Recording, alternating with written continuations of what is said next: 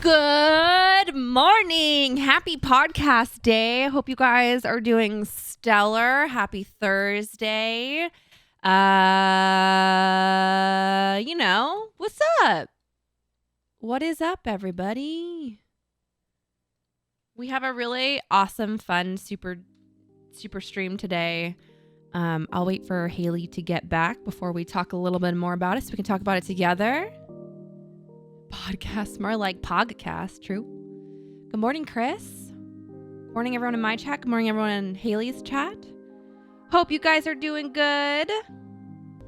Oh, Hayli's all dressed up. She's wearing a cute skirt, and I'm wearing a dress. It's almost like we coordinated, but we didn't. We're just besties. I said, you're wearing such a cute little outfit, and then I decided to wear a dress too.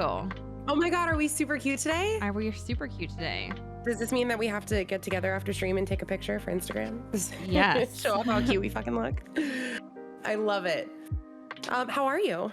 I am good. Yeah? How's your day?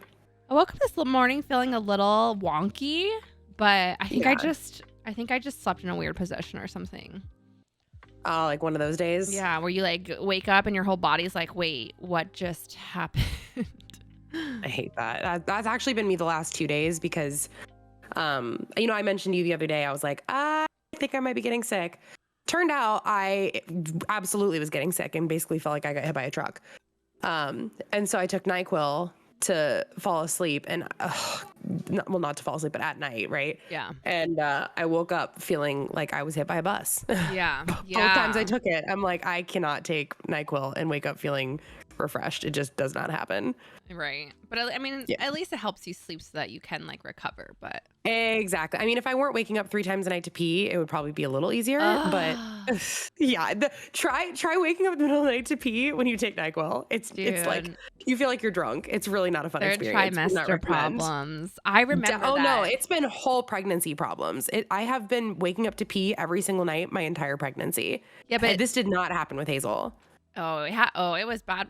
Especially, well, I mean, same. But then third trimester came around and I was up every hour pretty much. Yeah. Because your bladder goes from the size of like a potato to the size of like a pea. So. Well, there's a big old baby squishing it. Yeah. Which makes sense. Plus, I'm carrying him really low, which I didn't realize until I looked at pictures of this pregnancy versus Hazel's. And I was like, it explains a lot. It makes a lot more sense now that I know that he's hanging out a little lower than Hayes did for sure. Dude, did you watch my Instagram story? I need you to watch it. I haven't watched it yet. So I don't feel so insecure about it. Okay. All right. Chat, we're going to watch Steph's story together. If you guys didn't know, I don't know if you talked to them about it while I was peeing, but no, I said I was waiting for podcast. Oh, okay. Well, today's podcast is a really exciting one. It's actually our first sponsored podcast, which is so cool. Yo, we're getting sponsored by podcast. It's so cool. And it's also just a really awesome sponsor in general. If you guys haven't heard of Literati, oh my God, they're so cool. They're basically this like subscription book club service that you guys can subscribe to. And they have a bunch of big names that they work with, like, Malala, Steph Curry, these people who go and curate like lists of books that they want to share with people. And you can like read along. And the celebrities themselves are like in the app. You can like talk to them and stuff. It's awesome. But beyond that too, it just makes book clubbing so much easier. And we'll talk about a little bit more why, but like because it's subscription based, right? They send you all of the little conversation starters and stuff like that, and then when your month is over, you everyone in the book club just automatically gets the next book. So it's really everybody's on the same page. Just, oh my God, I have that too. I'm literally holding. Do you really? Look at us, so prepared. We're so cute. Look at us go. And so for us, Steph and I, we picked Malala's book club, and her book this month is called Tipping the Velvet by Sarah Waters. Have you actually gotten a chance to dive into it yet, Steph? I've started reading a little bit. Baby makes it hard, but I did get a glass of wine and I soaked in my tub for like 20 minutes last night, and I got a little into it. So yes, that sounds, I started, I think I'm on chapter 3 right now. And it's like unlike anything I've ever read. Yeah. For sure. And so it's been kind of cool for us too, because I think Steph and I kind of get really niche into what we read as far as like certain genres, and it tends to be a little difficult to break out of that. And so with this, we were like, well, we could try something different and see what we like. And so we both were like, well, how about Malala's? It sounds like it could be interesting. And so I'm excited to be able to branch out and try some new things. But what I was going to say, the reason I brought this up is because Steph mentioned her Instagram story. So we, in addition to this stream, you guys, we are also doing some stuff on Instagram, a huge giveaway, Huge. to for two people, round trip, complete, all expenses paid trip to Austin, Texas. Like you get a spa day, you get your luxury hotel, your flights are covered, you get a subscription to Literati, and you get like $500 to go towards your book nook. Like, isn't that, can you imagine? Like that's literally like my literally dream. I know. Like that's just every time we book shop, we're like, okay, but how much are we spending? They're like, oh, it hurts, but it looks so good on our shelf. My long time, like my oldest friend that I've ever had in my life, we've known each other since we were 6. She's crazy into books too. And she was like, so if I win, can I take you? And I was like, I don't know. Can I ask? I know, right? I saw some of my friends commenting on the post to enter it. And that's what I said. I was like, dude, if you win, I told Lexi the same thing. I was like, Lexi, if you win, you know, Pierre can't go, right? I'm going with you. Like, it's definitely you and me. And she was like, I'm like, no, really, it's you and me. But we'll see. Hey, who knows? Wouldn't that be nice? If not, whoever wins, make sure to document it so that we can live vicariously through you, because like, how nice does that sound? I would love that. I would love a round trip vacation for free. And to revamp my bookshelf too. That would be nice. But anyway, you guys should all go enter it. It's really easy to enter. You can go on my Instagram or also Steph's. You can enter on both of our pages. In fact, please do enter on both of our pages. And literally all you have to do is like the image, tag a friend, and follow Literati on Instagram. And then there's a bunch of other things you can do for bonus entries. In fact, I think we have a link for that. Don't we have a link, Steph? I linked my chat to my Instagram, so there's like an actual Gleam one. It's literati.com/ultimate giveaway. So here, let me link that for you guys. /ultimate giveaway. Make sure this link works. Okay, so yeah, if you guys would like to win, you can click this link in chat and it'll give you extra entries into it. There you go. I linked it too. There you go. Easy peasy. But yeah, so that's today's setup. Can I pause you for 1 second? Yeah, of course. So I talk to my chat about this all the time. I don't know, I love streaming and I'm not weird when I'm live streaming, right? I'm totally chill, acting like me. It's not a big deal. It's like second nature. I don't even think about it anymore.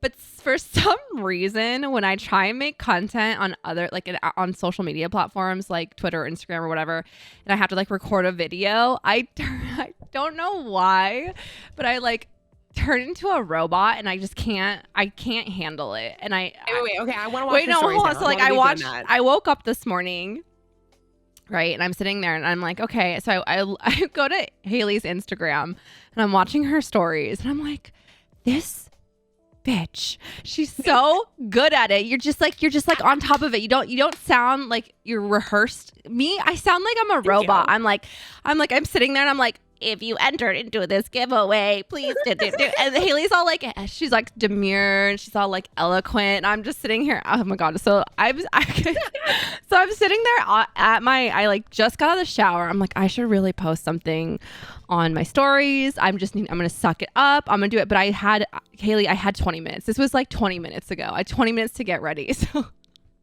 I'm literally in a towel and a head towel, like not a stitch of makeup. And I go, hey guys, I'm at a luxury spa in Austin. No, stop. No, you're not. Yes, I did. Oh my God.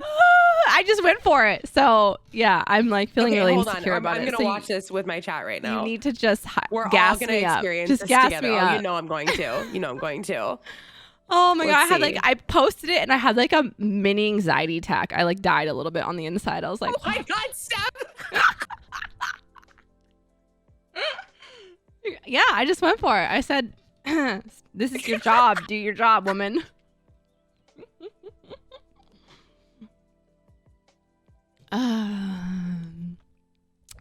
You sound great. But it's just different. It's different. And I've tried I've tried so many times to like be good about it and like force myself to like do videos. And I did it once where I made myself sit there for like an hour and a half and I answered, like I did a Q&A and I answered story in video format. But it's so hard. It's so difficult for me. And I don't know why. I like have like this brain fart where like if I have to like, if it's not like purely just off the cuff, and it's like something that I need to like, and it's weird because like when I give presentations for like business meetings and stuff like that, I'm totally fine. But for some reason on camera on social, in social, when I'm in person or whatever and it's live, I'm fine. But when it's like pre-recorded or it's like a video, I just freak out. I don't know why. I think maybe it's like knowing that I watching it back, I just get like really hypercritical of myself. But I don't know. I just thought you'd get a kick in it. Watching this. Okay. I love you so much, Steph. You should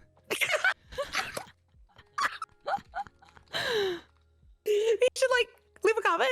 Check it out. Love you. See you stream. Okay, bye. I love it. Also, you look beautiful today. Oh, I love this picture of you. You look gorgeous. That was incredible. But see, you know what I love about you is that you're so authentic while you do it. And like you think you're awkward. I know that you think that about yourself, but ultimately you just come off being like, okay, this is the situation. This is what we're doing. Like, self-deprecating, maybe. No, but I mean, it seems very organic. It doesn't feel you know how like some people talk about things and it's like uncomfortable to watch. This was really cute, dude. I've had that though. Like sometimes I've had to do like videos for like companies, you know. Yeah, and I'm just like, it's just so bad. I've had conversations with Brennan too. Like, by the way, yeah, I'm telling them this is where they need to go. Go like Steph's picture, comment on it, and follow Literati. And then because you love me and I'm awesome, go to mine and Instagram.com/Hayli Nick. Picture. Actually, I don't know where mine is. It's around here somewhere. But it's the exact same picture on both of ours, and you can like it. And look how cute my feed is. Ah, Callie. Shout out Callie, our photographer friend, making my feed look bomb.com. Dude, your feed looks great. Oh my God, these cute little pictures. I love it. But yes, you guys should all definitely go enter. I mean, who doesn't want a free round trip ticket? 2 round trip tickets and a luxury hotel and a spot day and $500 to spend on books. That's the dream. And a Literati subscription. Oh my God, this music's really intense. Okay, so anyway, here, let me give you guys an example, right? So, here is, you guys see this chat? I need to pull your stream up. Hold on. Okay, so here is like how it works. They send you the book and then you get this little like packet thing, right? And you open it up and it gives you like kind of a whole rundown on like dates too. So June 1st, you start reading the book with your friends. June 15th, they send you next month's selection, and then you get a chance to like change your book. And then as soon as you guys all pick the one that you want, your next book already gets sent. Then you have this little pamphlet, right? It's like a actual, unlike our book clubs, which are so unorganized. It has the whole like conversation section where you can like, you know, have themes and topics. You can talk about, it's got like a quick little synopsis of the story. It gives you a little blurb about the author. And you can also have a note from Malala, who is the like celebrities book club that we chose, and it's just really cool. So Malala about Tipping Velvet says, Tipping Velvet is a time capsule of queer culture, but not in just Victorian times. Sarah Waters' depiction of gay life was influenced by our struggles for acceptance and equality in the 1990s. During Pride Month, we celebrate progress and talk about barriers we still face. If Waters wrote this story today, do you think it would be different? When you finish reading, be sure to check out the afterword for Waters' own thoughts on the questions and more, which is also really cool because, you know, the fact that it's thematic with Pride Month and it syncs up with all of that, it just makes a really cool, you know, topic of conversation because you are doing something that's like not only current events, but you're pushing the conversation about things that need to have, like conversations we need to have with each other. So I think it's awesome. Well, I'm losing my mind that I had no idea this book was over 20 years old.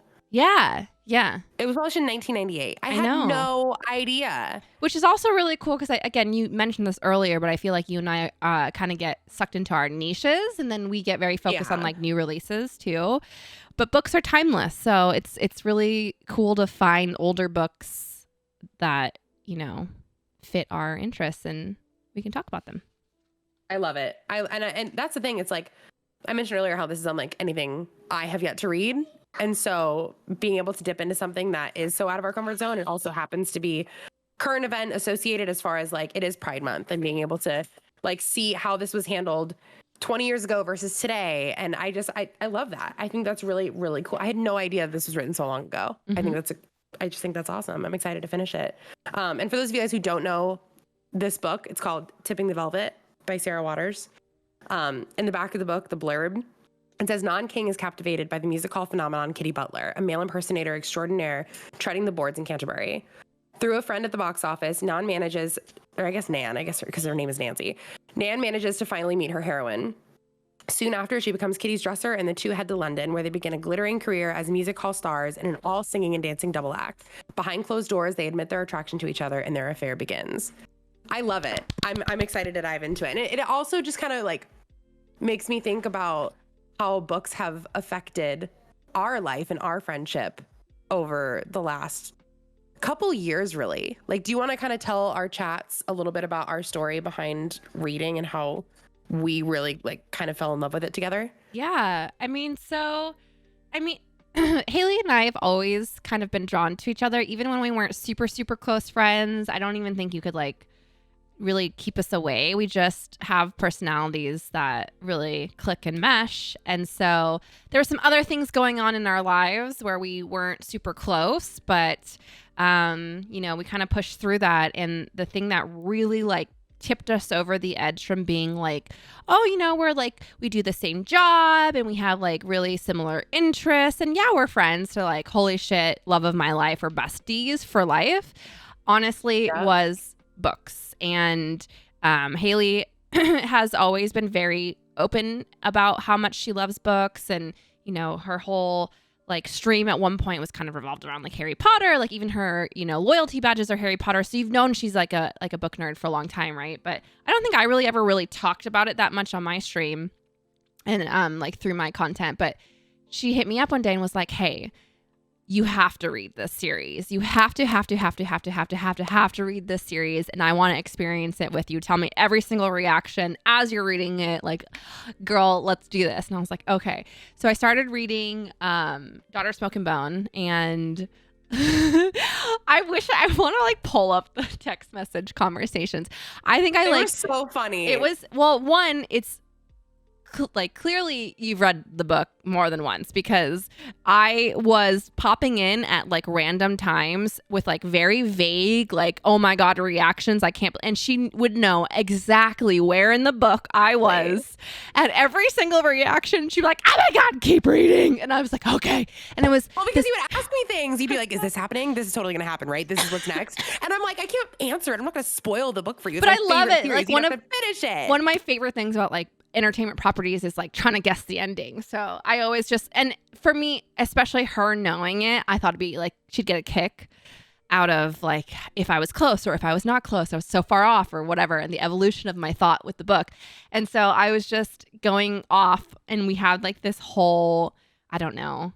It was. See, here's the other thing, chat. Steph doesn't say this, but she is like weirdly good at guessing the ending of books. I don't know how she does it. It's not even just the ending. She can just like read the first like couple parts of a book and know how the rest of it will play out. And it's so irritating as her friend to listen to this, especially when it's a book that you're like really excited for them to read. And then she's just like, oh yeah, so this is probably what happens, right? Oh, this is totally what happens next. And I'm like, and there's no way to respond to it except to lie, right? Because if I don't answer, that's a yes. If I tell her the truth, that's a yes. Or if otherwise I just lie, right? And so it's like, why are you asking me? Because it's a spoiler. I'm not going to spoil the book for you. And it's so frustrating. I don't know. It's uncanny how she does this. My chat knows this. Love it. My chat knows this because I do the same thing with video games. But anyways, do you want to know why? So it's a natural ability. Sidebar, do you want to know why I'm really good at it? It's because when I went to high school, you could do school within schools So the school within the school that I focused on had like a film and lit section to it. So instead of doing just like a regular English class, it was like a film and lit class that we would read the book and then we would watch the movie adaptation and then we'd like talk about how like the plot plays out in a book. Anyways, so a huge part of that was breaking down stories and finding how things are foreshadowed. Yep. And so the moment the thing that stuck with me the most, and like I'm 33 years old, right? I can still remember my teacher being like, there is never in a movie, and this is especially correct in like a film version, right? But they never put something in the book or the movie without purpose, right? So you think, oh, like it's, you know, there's a panoramic shot that focuses on like a cup on the desk suddenly. Right. Like that cup on the desk isn't there for no reason. Like that. They show it yes, for a reason. Exactly. So most likely there's like a, you know, the catchphrase on the cup is something about a dad and you're like, oh shit, well the dad dies. You know what I mean? Like it's literally stuff like that. And then so once. Okay, well, I could finish and I'll tell you what I'm going to say. So once you like kind of pick up on those little foreshadowing clues and stuff like that, it's really a lot easier to kind of break down like plots that way. And I will say for me particularly, like books are held to such a higher esteem for me if I can't guess the ending and if it catches me by surprise. I think I fall in love like that much harder because you're just like, well, which is ironic because the one thing. Hi Hazel. Hi, can I have just a minute please? Hazel's home from school today. The one thing I noticed, you saying that, yeah, it's Auntie Steph and Mommy. You want to say hi to Auntie Steph? hi Hazel. Yeah, she sees your picture. Is that you reading Love in Other Words? Mm-hmm. You did not catch the ending. I did not. I just now processed that you the big thing that happens in that book. It literally took until it happened for you to see it coming. I mean, yes, I knew that it revolved around it in some way, but I did not expect it to unfold the way that it did. I'm gonna say hi. You want who to say hi? That's me. That's live. That's you and me right now. I have your stream open and she sees our picture on there. Oh, that's so cute. Do you want to show everyone your Play-Doh? Yeah. Go ahead. They can see it. What colors do you have? I have purple and red. They're beautiful. She does this thing when she plays with Play-Doh where she just doesn't want to mess it up. She doesn't want to do anything to it. She doesn't want to squish it. She doesn't want to mess it, mold it. She wants to keep it in the perfect cylinder that it comes in. And so she's had these Play-Doh out for probably 2 hours and it's still in the cylinder shape. And she just doesn't want to touch it. Do you want to play with your Play-Doh? Do you want to squish it? Why not? Because we don't want to squish because it's Play-Doh. We don't want to squish it because it's Play-Doh? That's a good reason. I respect that. But it's funny because what we were just talking about, I remember I read this book for those of you in chat who are book people. This also does apply to movies, but there's a book called Save the Cat Writes a Novel. And it essentially breaks down the format of books and how they're structured. And I remember telling you when I read it, and you were like, literally after reading this book, Hayli, you will never read a book again and be surprised. Yep. Like you'll see everything. You'll understand how everything works. Yep. And I was kind of sad about it. Are you leaving? Bye. Say bye, mommy. Love you. See, Bye. if you Oh, had that's loud. if you had a conversation with Brennan though, you would know that I like absolutely loathe surprises in almost every. You're like Lexi. Did you know Lexi spoils every book for herself? Yes, I'm not that You bad. do that? I'm not that. No, I refuse. To go to the end. It takes a lot of the joy out of certain things. Like I remember, I'll never forget this, when I was in line for Harry Potter and the Deathly Hallows. Okay, so this was 2007, I think is when it came out. That's really weird to say. And I remember being in line at midnight, Barnes & Noble, and I'm getting my copy, and the girl next to me had just checked out. And the first thing she does, Steph, I'm not exaggerating, she takes the book and she opens it to the back and reads the ending. Shut up. Yep. Shut up. No, why? I was so angry. I like in my soul, I was so Can angry. we talk about how we're like soul sisters? Because We really when are. I was in second grade, my mom and I went to Barnes & Noble and waited in the midnight launch of book 2. No. Yeah. Was it 2? No. It was 3. Probably 3. I was going to say, I don't know if they did midnight launches for book 2. It had to be book 3. But guess what? The author was there signing copies. And so my mom, I have 2 signed copies. So my mom and I waited in line for like, I'm not kidding, like 9 hours, like 8.5 hours. Was this when you lived in London? No, this was in Boston. I'm pretty sure. Really? Yeah, I'm pretty sure it was in Boston. No, that makes sense. Okay. Yeah. Because she did. I know I'm creepy, and I remember when she would do signings on the East Coast. Yes. So, but we waited in line, and so because my mom was also in line, she got to have it because you can only do 1 copy each, right?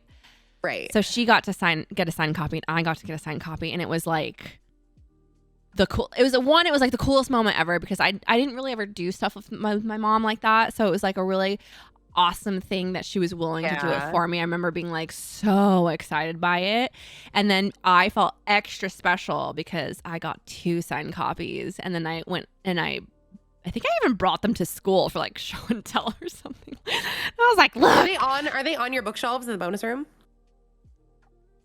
Yeah. Are they really? I think so. Yeah, my How mom. have we gone our entire friendship and I've never seen Because my mom these just books? brought them. The last time they visited when Coco was born, she brought my books. Oh, that's cool. Yeah. That's actually really cool. Okay, that makes me Yeah. cool. Now I know what I'm doing later today. I'm gonna come over and take a look. I'll tell you what, I'm like at this point where I've been biding my time trying to figure out when to introduce Hazel to Harry Potter because I've tried with the movies a couple times and she shuts it down. Dude, I wish I were kidding. I am. I'll literally be like, Hazel, let's watch Harry Potter. And she'll go, no, I don't want Harry Potter. I'm like, you haven't even seen it. You don't know if you want it. No, I don't want Harry Potter. I'm like, oh my, all right, I'll try again next year. Oh my God, it's so funny. We're literally so in sync. So I've been on a pumping journey with breastfeeding. I'm no longer like breastfeeding from the boob. I'm pumping exclusively, and it's really boring. And so I started because there was like a channel on TV that was doing Harry Potter marathons. And so I would just turn it on and watch it while I was pumping. But then I was like, okay, so anyways, they're all available on HBO right now. So I started from movie 1, and I've literally only watched it in like 20-minute increments, and I'm already on movie 5. And so the funny thing is, though, She's been texting us, by the way, her updates as she watches them. I've been sitting there on the floor with my baby, and I will literally just Brennan came in and was dying laughing. I have full on Harry Potter conversations with my 6-month-old son. I'm like, dude, you don't understand, Cohen. Like, seriously, it is absolutely nutters that they go into this like, world cup version of Quidditch, and there's all these people and he looks at me and he's like, he just like looks like he's like full on listening, and Brennan's like, our son's gonna be a Harry Potter nut, isn't he? And I'm like, yeah, is there really an option here? But the crazy thing, and I didn't realize this, is I was watching the first 3 movies on TV, right? And they put on movie 1, 2, and 3, and then it cycled back to movie 1. And I was like, wait, why aren't they doing movie 4? Well, it was a kids channel. It's a kids channel, and movie 4 goes into PG-13, and it gets like. So wait a minute, they were PG. Yes. 1, 2, and 3 were all PG. And and then right when like basically spoiler, someone dies at the end of the Triwizard Cup. They go, because it gets so dark, that's when it hits, because death is like yeah. And so then it's interesting because I thought the third movie was really where it started to get dark personally, because the first 2 films, I'm about to really show my nerdiness here. First 2 films are directed by Christopher Columbus, who's done like the Home Alone films. He does a lot of like family friendly Christmas films. And so they have that very, very like childish vibe. And so 3 is directed by Alfonso Cuarón, and his entire like vision is very dark and very moody, and it does get into some darker aspects, right? We learned about Azkaban in the 3rd novel. We learned about Sirius Black. He's escaping from prison. Like, Ron gets attacked by a giant dog, right? There's still dark things that happen in book 3, but you're right. As far as like, okay, book 4 and movie 4, someone dies. Like the actual action of witnessing a death. And it's not just death, it's when it becomes murder, real. you know? Yeah, it's murder. It's not even just death. It's like, oh no, it's like you literally see it happen. Yeah. And so that doesn't surprise me. And then honestly, here's a thought. I'm curious to know what you and chat. Do you think that the books would have, or the movies would have benefited from being rated R at any point? No. Like No. later on, like in book 6 and 7? Mm-mm. I think Because it gets, like, if you think about it, Harry Potter, the whole series so messed is up. dark. Yeah. Like it is dark. But I think it's still a children's book, and I think that if you made it rated R, I think you would take away a lot of. Here's the thing, like and I think the author did a good job of kind of escalating it, because here's the thing, most of us started the book at 11 As kids. 10 years old, but by the time the last book came out, I was like graduating high school. When did it come out? 2000. Yeah, 2000. Last book came out in 07. Yeah, so I was in college, right? So like I think it gives kids a good chance to kind of like grow up with this series. But I like imagine being gatekept at book like 4 because you're younger. I don't know. Yeah. Well, because it's interesting. Like, obviously the first books are definitely children's books, but I think as you read, Oh, definitely. it definitely becomes more More adult. adult. I mean, I remember my aunt who would like read along with me into the last few books because she was so into it. And so like those things really kind of, you look back on it and you're like, huh, I wonder. And I also just wonder, had those books been written today versus, 10, 15 years ago, which is really weird to think about how different they would be. Like, I haven't gone back and actually read Harry Potter with a fresh eye in a few years now. And so I'd be curious as, a 28-year-old mom, especially, to like see how my perspective has shifted on the books and if my opinion has changed at all, because that's just what time does to you, right? We were talking about how certain books can be timeless, but I don't know. Am I going to look back and feel the same way as I did when I was, I think so. 10? You think so? I think so. Maybe not books. Maybe not books 1 and 2. Maybe not books 1 and 2, but the later books definitely hold up. I think. Yeah. Well, I definitely remember reading back on book 1 and 2 and thinking, okay, Very this young. is definitely a kid's book for sure. Well, even the movies. Holy shit! Like the movie. Is Harry Potter a Christmas movie? Is Harry Potter a Christmas movie? I mean, the original, yes. Do you remember them like fighting the troll in the bathroom? I was just like, what am I watching? It's just so he like sticks his wand up the troll's nose. Professor. You know what I mean? You're just I went looking for the troll. It's got to be not me, not Ron. You. It's so bad. I love it. I love it. I wonder if the actors ever watch back on it and be like, oh, cringe. I mean, to be fair, they're like they literally are like 11 years old. You know, they were kids. They were so young. They're kids trying to act. They're trying to act as, of course. And it makes me wonder how Harry Potter would do if it was like a proper like TV show. What do you think? Like an HBO dark TV show? You know what I've always wanted? Always wanted was a Marauder series.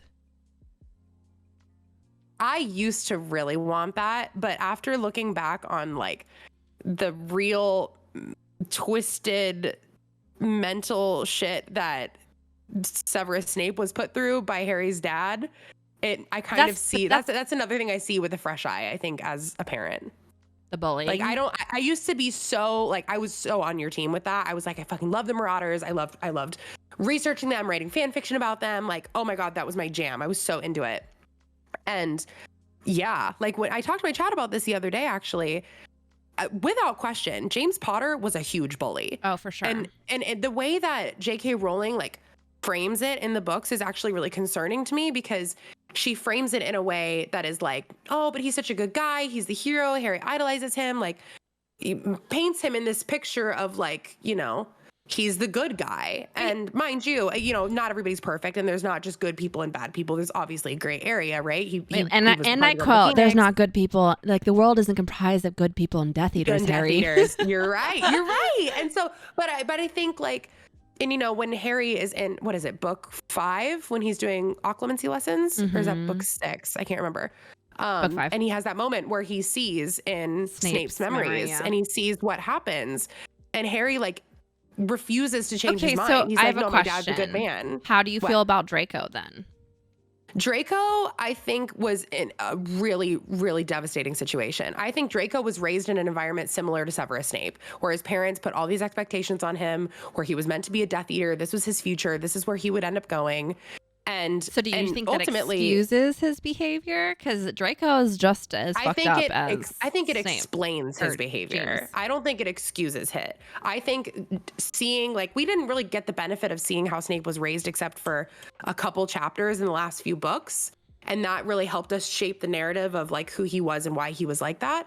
But as far as Draco, we see Lucius Malfoy in most of, if not all of the books. We see Narcissa, we see Bellatrix, we see the environment that this boy is being raised in as a Death Eater. And so does it excuse it? Absolutely not. But I think that when you look at, and this goes back to parenting just in general, right? Like when we see kids who are bullies, who treat others in their environment, their peers, poorly, there's typically a reason for that. And when you look at their home life, you can see they're either being treated very similarly, or they're being just generally abused as a whole, right? Whether that's, emotionally, mentally, physically.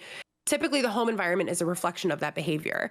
So I think it explains it, but it obviously doesn't make it okay. So like, I'm not going to, same thing with Snape. I'm not going to forgive Snape for the fact that he bullied the crap out of Harry because he had a hard time growing up, yeah, right? but that's the thing, right? Snape has all these reasons, but the fact is he's an adult and he's treating an 11-year-old child like absolute garbage, right? Yes, or even when remember when Hermione has the jinx for her front teeth? Remember that happens? Yeah. And Snape literally goes up to her and goes, I see no difference.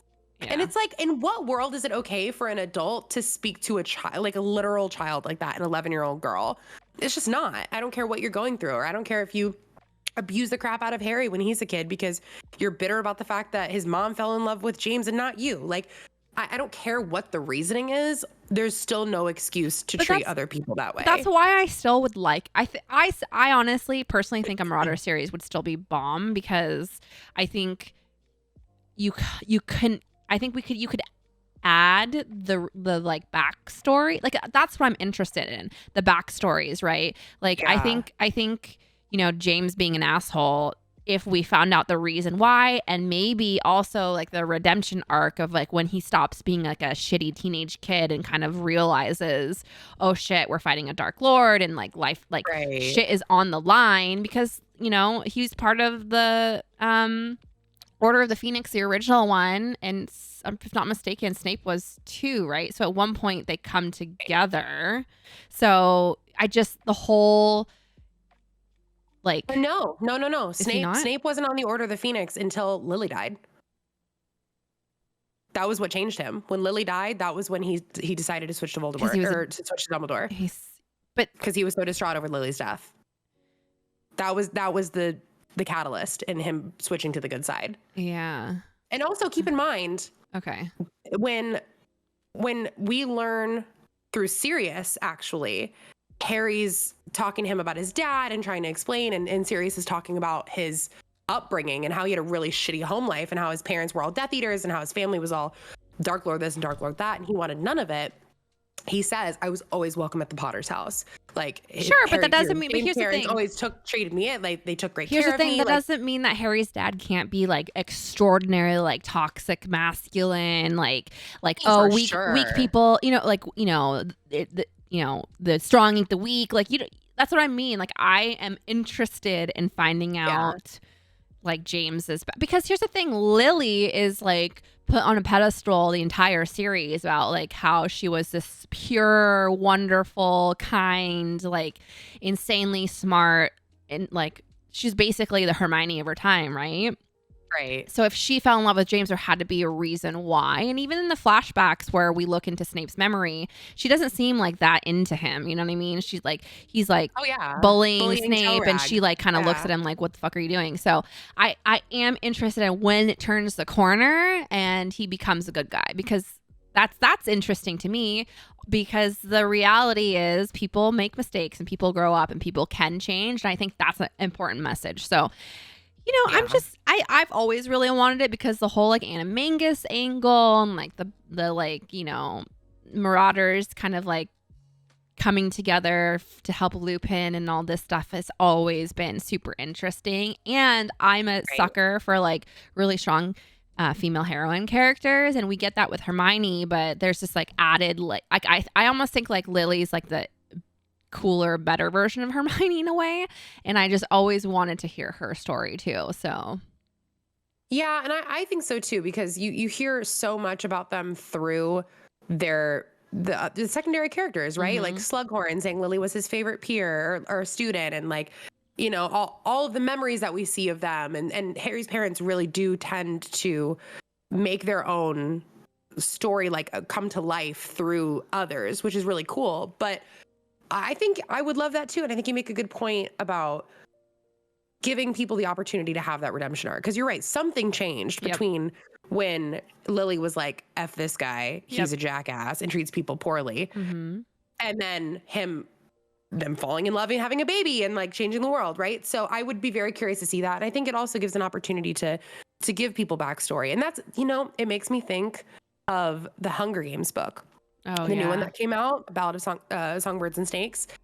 People got, so the author, so Suzanne Collins, got so much heat when she announced that she was doing a new Hunger Games book and that it was about President Snow and his backstory. And people were like, oh, we're like sensationalizing it, making it seem like, oh, we're human, making him human and being able to simplify or you get empathize with him when he like literally murders children. Exactly. And so I understand why people would be upset about that, but ultimately, dude, I thrive on learning that kind of stuff. The idea of being a villain as bad as President Snow or Voldemort or anybody like that is so beyond my mental capacity to understand like why they're like that it actually fascinates me to learn how they got to that point. So if J.K. Rowling came out and was like, hey, guess what? I'm publishing a Voldemort story. This may be a hot take. I would be so curious to learn about it, because I would want to know, like, how did you get to that point? It's like watching documentaries, right? Like World War II documentaries. Okay, like this is nuts. The fact that people ever did something like this is bonkers. What was their thought process? Well, I think the value is, and again, it's fictional, so you can only go so far, but I think the value is, at least if you can understand maybe like the triggers and the trauma that people like this are born from, then you yourself can maybe see the signs in someone else early on and maybe help them, right? Like if you see someone struggling and stuff like that, that's what always interests me. And like the thing though that I've kind of learned from watching a lot of like serial killer documentaries and stuff like that, is just some people are born that way, and it's just that to me is like the crazy thing to see, you know, serial killers when they're like 6 years old or like 10 or like 14. And like the tendencies that they have while they're doing things. You're and like, what, wow, you're like, that's weird. Like, is that what made you who you are today? I totally agree. And so I think there's definitely an aspect of it being interesting to learn about those things. And that's obviously a little different from the Marauder situation, right? Like James didn't kill anyone. James wasn't a serial killer, but at the same time, to learn about the backstory behind the way that, you know, the Marauders all got together, and like how Peter Pettigrew got to his point where he was like part of this little like guy group and he was like taken care of, and then suddenly switched to be on Voldemort's side, learning about that. There's a lot of loose ends that could totally be tied up. And I really think I would love to give the Longbottoms like some spotlight, because their story is so interesting, and the whole like reason why Neville is the way that he is, and his like oh my god arc is just like wait Steph, I need to tell you this because you just reminded me. Speaking of Neville Longbottom, so we just talked about Harry Potter on my stream a couple days ago, and you know how Rick read the books, right? Right. So he listened to the audiobooks. He listened to them one time through. And I swear to God, he came up with like the most hot take of all time. We were talking about Snape being a bully and all this stuff. And we were basically saying how like so much of it factored on Snape and Lily, and how like him, like Voldemort killing Lily was like the catalyst to everything. And he was like, if Voldemort hadn't killed Lily, then he would have won. And I was like, well, if Voldemort hadn't killed Lily, like none of this would have even happened, right? Because then Harry wouldn't be Harry, or like Harry, the whole thing. And then he goes, God, what did he say? He goes, it's okay, because even if Harry didn't exist, there still would have been Neville. And it like blew my mind. I was like, oh my God, you're fucking right. It was the most big brain reveal. I felt like I was shocked, because Neville Longbottom truly could have been the other person. He could have been the boy who lived. And so like, it makes you wonder, had certain things not happened with Lily and Snape and the betrayal and Snape switching sides and all that, how it would have played out. So yes, I would love to hear more backstory on the Longbottoms. Yeah. Their story is so sad. And like, It's devastating. I just watched, or I'm in the process of watching movie 5, right? Which is when, so they go to the Black residence for the first time, and right before Harry gets on the train to go back to Hogwarts,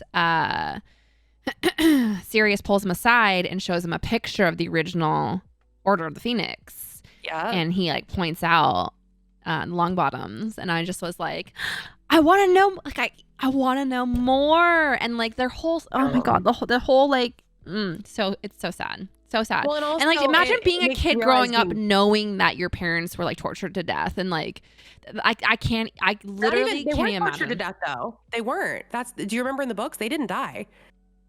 They're tortured and they live in St. Mungo's. Oh, that's right.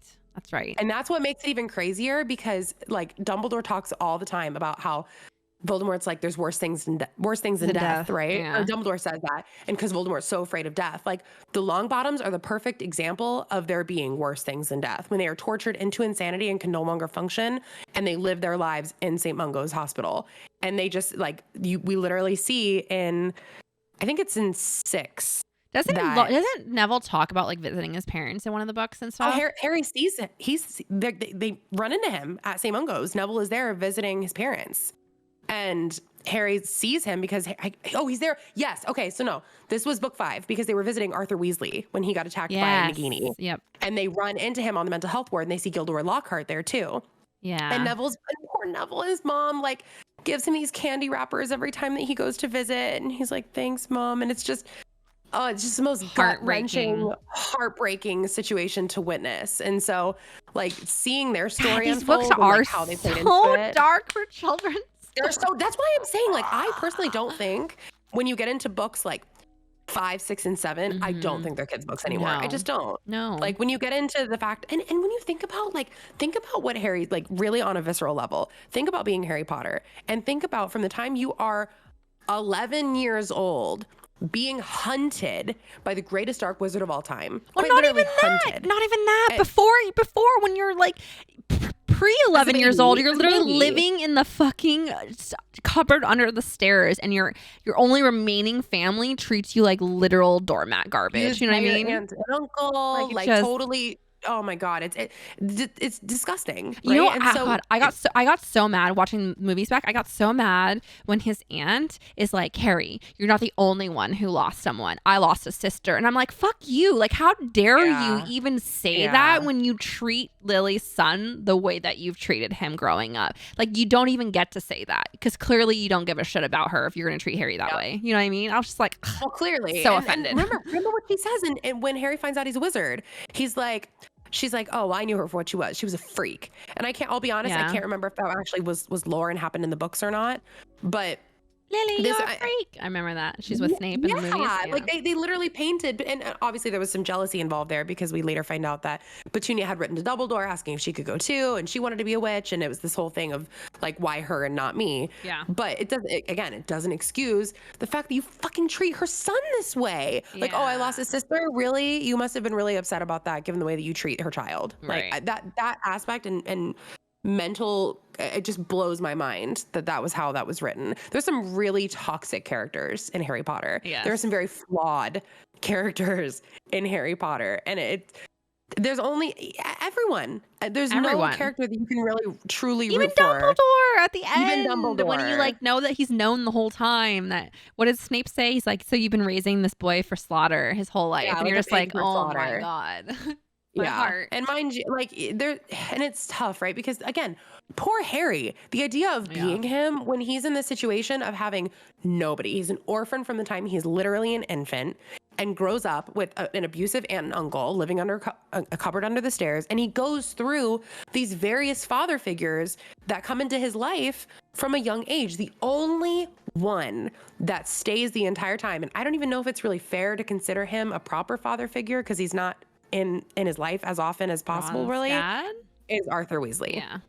Because then before that, it was. But here's the other thing about Arthur. Sirius, who died. He had Dumbledore, who died. Dies. Yeah. Yes. Yeah, I would say Ron Weasley's dad, though, Arthur Weasley, is like, he's not really like a nurturing figure, though. Like he's like this quirky guy who's like, he's like, you know, interested in your life, but he's kind of like that weird uncle, you know what I mean? Yeah, whereas I will say Molly Weasley is definitely a mother figure to him. And I think that's really, I love that she had him, or that he had her in his life. Mm-hmm. Even from like the very, very beginning, like the second Molly sees him at platform 9 3/4, she's like, come on over, and just like shepherds him into the group and takes him under her wing. Mm-hmm. And I love that. I don't think Hagrid would count as a father figure. He's more like a stepbrother. I feel like Harry and his friends are like constantly taking care of Hagrid in their own way. Yeah. Like if you think about it, between like even from book 1 when Norbert happens, they're like going to help him and breaking the rules to go visit him. Like I think Hagrid. Here's the thing about the really sad thing about Hagrid is I feel like Hagrid, the trauma of getting expelled and like being accused of murdering like a little girl at that age, I think it really like fucked him up mentally. And I think he just never. I think Hagrid's whole thing is that he never grew up. Right? He's like permanently stuck as like a 17-year-old boy who like never got over that. Like even just like his interactions with the kids and like his thought process with like his half brother and taking him in and thinking that he can raise him in the dark forest. Like it's just, You're absolutely, God, I didn't even think about like the parental reflection of Grop, because you're absolutely right. You know, like Hagrid comes in and is like, he's the only family I've got, and does his best to take a giant, like an actual giant who is not in any way socialized or ready for human society, and like does his best to like make it work. And you see, even with the dragon, even with Norbert, he like babies this dragon and acts like it's his child. And so I feel like Hagrid would just be a whole other like thing to dive into as far as getting into his brain. Oh, for I hadn't sure. even considered that, because Hagrid is typically almost like a side character as far as like humor and interaction and like lighthearted moments, generally speaking. But yeah, Aragog too. Like when he's care of magical creatures, he's constantly trying to like father figure all of these different wild, crazy animals. So there's no question. But that think that about it. traumatized him. So Hagrid's an orphan. He gets expelled from the only place that, you know, he considers home. And so Dumbledore gives him a ground. But like imagine being 18 years old and isolated in this tiny cabin where you see all these kids your age like going to school and bettering themselves, and then you're stuck in this tiny cabin taking care of the grounds of this school for the rest of your life by yourself. I almost think it's really sad. Worse. Yeah. I almost think it's worse than just being properly expelled, because not only can you not participate, you have to witness everybody else participating. Yeah. That would be tragic. And mind you, like Dumbledore, he talks a lot about how like Dumbledore bent the rules and Dumbledore's such a good man. And, you know, he's able to have a wand inside of his umbrella, but it's just like, don't talk about it type thing. Right. I get that aspect of it, but it really does put some perspective into like why Hagrid is the way that he is. And the fact that he's gone through all that he has and is still such a good soul through and through, it shows a lot about him. But it kind of, to me, it kind of felt like JK used him as like a punching bag, though, because thinking about it, Like Yeah. even so he gets his like big moment, right? Where he becomes like a professor, right? And he gets to do care of magical beasts. And in his first fucking lesson, Draco goes up to Buckbeak and gets like attacked, right? His first lesson, he doesn't even get the chance to like thrive or succeed or whatever. He immediately gets taken down a peg again. And like, you know, he I don't know, just like the whole thing, it just makes me really sad for him. And I'm just kidding. Just a quick question. Can Literati just please make Harry Potter a book club? Oh my God.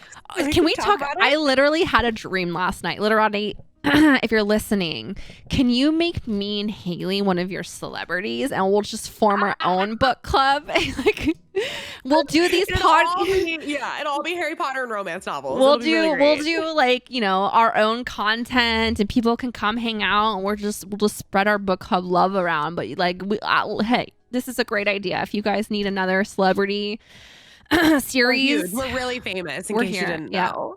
Yes. Really famous. It's true. So seriously though, if you guys are just tuning in or haven't been like around for all the stream, this stream is sponsored by Literati. Shout out to them for giving us our first ever sponsored podcast. This is very exciting for us. But if you guys don't know about what they are a subscription book club service where if you guys are, you know, interested in being a part of these kind of discussions that Steph and I are having, but with various types of books, not necessarily Harry Potter, but for instance, like this is the book we're reading at the moment. It's called Tipping the Velvet by Sarah Waters. It's so fucking cool. And basically you can pick a celebrity or somebody who's curated a list of books that you're interested in, their type of novel, and then they mail it out to you every month and you can talk about it and you can interact with others, and it's just a constant source of new content, which is really, really cool. So they are doing a giveaway with myself and with Steph for an all expense paid trip for two to Austin, Texas. So if you guys would like to enter, which you should because it's free and you could go on vacation for free, Vaxxed Girl Summer, right? Exclamation Literati in chat. And you guys can find ways to enter it. But basically you can just go and like my post on Instagram, like Steph's post on Instagram. You can follow Literati and then tag a friend and you could win an ultimate R&R vacation. God, that sounds so nice. And you get a subscription to Literati with it and you get $500 to spend on your book nook. Yeah. I'd be curious to see pictures of Chat's bookshelves. Like I'm so curious to see what kind of books people are into.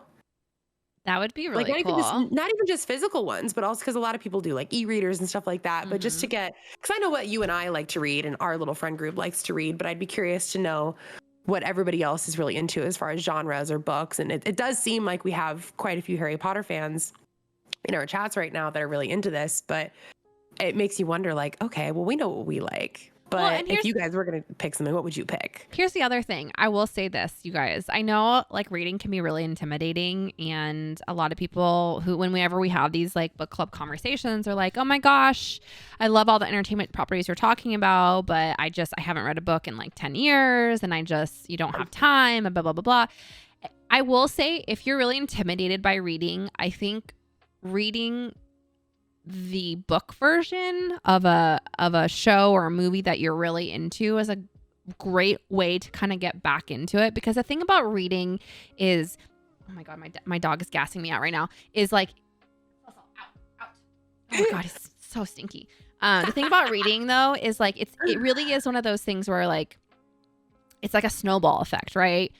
If you can just turn the first couple of pages and you can get into a book, it's like reading just kind of breezes by, especially if you find something that you're really into, like really, really into. So if you know that you really like, you know, a book series or a TV show, books typically always have like 10 times the amount of detail and backstory. And if you already love something, like finding all that new information out about a property that you already love is, in my opinion, super exciting and fun. So that's a great tip. That's a really good idea, because I get those questions all the time from chat, because you and I both like talk a lot about books on our content. And so I'll have people, even just mutual friends, like little Sia, she DM'd me a couple months ago and she was like, hey, I see you talk about books all the time. I would love to get back into reading, but I have no clue where to begin. Like, what do you recommend? Renee and was the that's same such a way. broad question. Yeah. It's a really broad question because everybody likes different things. But I think that That's perfect as like a general, hey, what you can do is if you saw this Netflix series. So for instance, Shadow and Bone, right? A lot of you guys have probably watched Shadow and Bone on Netflix. It's based off books. The books are right freaking here. They're right there. If you are into it and you're like, I'd be so curious to learn more of the lore. I have a long time to wait for season 2, but I'm really into the story. Go pick up the books. And then there you go. You've got a great way to introduce yourself into not just reading, but also a series that you know you already enjoy. Right. And that's but the thing. finding something that you like is the biggest thing. And that's the thing, like sometimes you just don't want to wait, right? You're like, oh my gosh, I love this. I'm obsessed. I want to know what happens next. Like there are a lot of these books, like even like Game of Thrones, say you were really into it. Like that's like, just gonna say like that. a 7-book series or whatever it is, right? Like you can go and like read the extra, and there's so much missing from the shows that are in the books that explain so much more. So I just think that's a good way. And then the other thing is there are so many aggregate book websites too that's like, if you like this style of book, here's like 10 recommendations for you. I just think it's a good place to start. So yeah. And it's funny because like reading in general, I think brings so many people close together in ways that you might never expect. Oh, absolutely. Like the perfect example, I'm like seeing Andy knows in my chat talking about how he started reading Harry Potter after his mom died and like because he needed an escape and how like that was his getaway. And for me, like when my parents got divorced when I was a kid, like that was my escape, was reading Harry Potter. And so books do this really amazing thing where they give you an opportunity not just to be entertained, but also to completely get out of your world, right? And so to compare it to television, for example, sure, if you put your phone in another room and you sit down and you turn the lights off and all you're doing is watching the show, absolutely. But most people don't do that. Most people, when they're watching their show, they have their phone. If they get a text, they look at their phone. It's very easy to be distracted. But when you're reading a book, your hands are occupied. Your hands are busy reading this book. And so it's a lot easier to become more immersed, if you will. And so I think that it's just a really great way to not just be entertained, but have this form of escapism for when life is really scary or overwhelming. Dude, this is the 2020 especially was like the craziest year. I don't think anybody was ready for that. No. And so having, an escape in the form of a story that you can just literally pick off a shelf and read is worth its weight in gold. And so finding something that if you are interested in reading and getting into it and don't know where to start, but have certain shows that even if it's not a show that has a book based off of it, if you have content that you like to enjoy, whether that's fantasy or romance or like contemporary, whatever it is, there's so many books out there that are curated for that purpose. And actually what Literati does really well, if you guys go to their website, you can go through all 12 of the people that they have who have their own book club, and they have certain descriptive Tags. words that explain their book club. And so if you want to be inspired, if you want something that's more light, if you want a beach read, like all of these different like descriptive words are there to help you decide what it is that you would like to enjoy reading. So that's a really cool feature of it too. But just books in general, I think have kind of like we were talking about earlier, brought us to this place in our friendship where we've just really bonded. Like I think one of my favorite moments with Steph was when I introduced her to the A Court of Thorns and Roses series. And so she had just finished reading them. And quite literally, we're like, she blows through them, and it's like 3 weeks before Sarah J. Maas's book is set to be released. And so we both pre-ordered it, and it's delivery day, right? And Steph literally FaceTimes me. She gets her copy before I do. And she's like, look at the book. It's so big. She like opens the book. She's like spreading through the pages. She's like, look how thin the pages are. It's so long. It's 800 pages. And we're just fangirling together. And I literally like am on FaceTime with her, and I run out of my house and I go to the corner looking for UPS to see if they're there yet with my package. Just like so excited to dive into this book. And it's a big book. It's, if you guys don't know Crescent City, House of Earth and Blood, it's literally 800 pages. And so it's not a book that you can really just get through in a day. And so we happened to be going to Portland that weekend to visit. And so I brought Crescent City with me. And so Steph and I are literally like, we're like right at the same spot as we're reading. Our pace is just on point, right? And so we're on the couch together, like all of our friends are over. We have this whole party at her house. And Steph and I are just like curled up reading. We're like ignoring everyone. And we're just like screaming and squealing and hitting each other at certain parts that are happening. And then when I had to leave to go back to Arizona at that point, I'm like texting her. And I got to this point right before I left where I was like, this huge ball drops in the book. And I'm like, and you're not there yet, so I can't talk about it. I'm like, I'm going to be on the plane. You need to text me. The second you get to this point, you'll know when it happens. You need to let me know. Like, I'm getting animated just remembering how I felt at that moment. And it's like, if you can find anything that can bring people together the way that Crescent City brought Steph and I together that way, please let me know. Because like, just like what a cool moment. Yeah. You know what I mean? That was so much fun. What a fun memory. It was a good memory. Well, yeah, it was fun to think back on those times. And like, it also kind of goes to like, so Steph and I, we have a little group chat on Twitter with some of our friends, Lexi, who a lot of you guys know, and then our mods, Teresa and Charlie. And we all just like, it started as books, but now we all just talk about random stuff.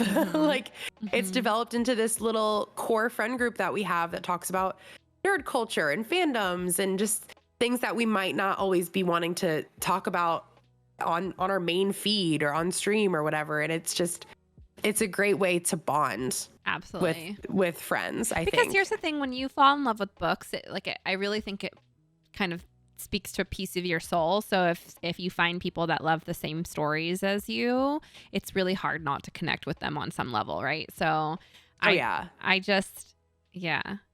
don't know.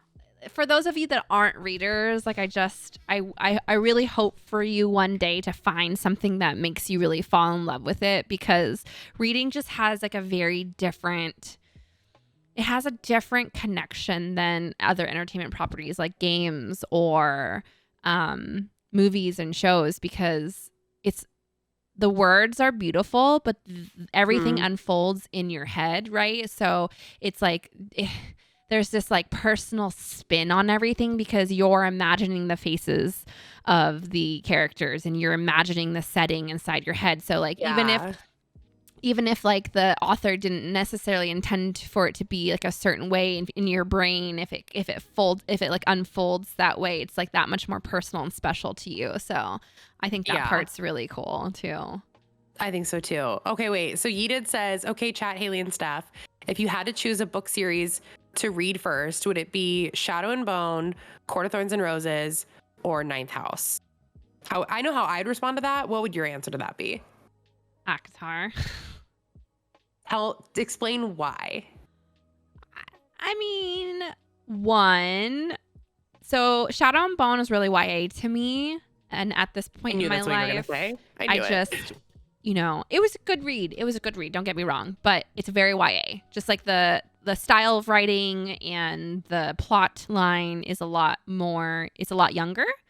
Court of Thorns and Roses is much more mature. There's like some of my favorite like romantic interactions, but also this like very grand world conflict that plays out. And the thing about Ninth House, why I wouldn't choose that, is because I prefer series, and Ninth House is a standalone right now. So and it's not finished. I like to have, if I'm going to start something, I really personally prefer to just like sit down with the entire, I'm a binger with everything. Yeah. I'm a huge binger. I would rather play all 3 games back to back, or read all 3 books, or watch the entire season all in one sitting, versus like, for instance, House of Earth and Blood.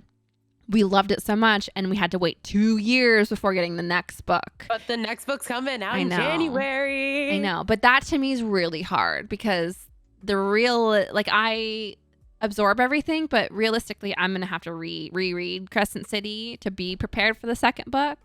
So it's all top of mind. I'm excited that we get to reread it. Yeah, I am too. But it is like, it's like more, it takes more work, right? Than just like sitting down and being able to like get the whole story in one sitting. And ACOTAR is finished. It's true. That's true.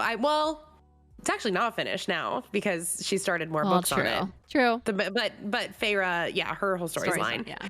So the reason, my answer to that would be it depends. It depends a lot on what you like, because all 3 of those are extremely different.